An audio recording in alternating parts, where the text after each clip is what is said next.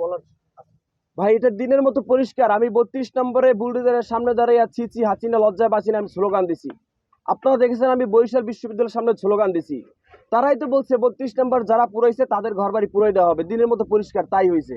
32 পুরানোর প্রথম তাদের পুরানো হয়েছে কাফির বাড়ি। এটা এই সরকারের ব্যর্থতা। আমি চাই এই সরকারের হাতকে আরো শক্তিশালী করা হোক। যদি সে না পারে ছাইরে দিয়া আস্তে করে বলুক দেশের মানুষ বিপ্লবী সরকার গঠন করুক। আপনি যে সময় আন্দোলন সংগ্রাম করছেন সে সময় তো আসলে দেশের পরিস্থিতি খুবই খারাপ ছিল, সে সময় তো আগুন দেওয়া হয়নি, এখন কেন আগুন দেওয়া হলো এই বিষয়ে?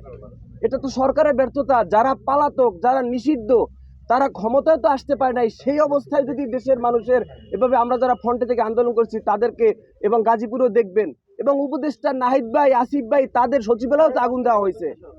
এই সরকারের ব্যর্থতা আমি মনে করি। আমার আলটিমেটাম 7 দিন। আমি 7 দিনের মাথায় রাজপথে দাঁড়াবো যদি বিচার না করা হয়, আমার ঘর যদি পূর্ণভাবে উঠানো শুরু না হয়। আপনি সরাসরি সন্দেহ করেন কিনা কাউকে? আমি ভাইয়া মিথ্যা কথা বলতে পারবো না। আমি কার নাম বলে কাকে বিপদে ফেলবো? আমি কাউকে এভাবে নাম বলার কোনো আমার নাই। আমি এটা তো পরিষ্কার। আমি ধানমন্ডি 32-এর সময় উপস্থিত ছিলাম। আমি গিয়া জুলাই আগস্টে বরিশাল বিশ্ববিদ্যালয়ের সামনে ছিলাম। কারা আমার শত্রু এটা তো আপনারাও জানেন। কারা শত্রু এটা আপনারাও জানেন।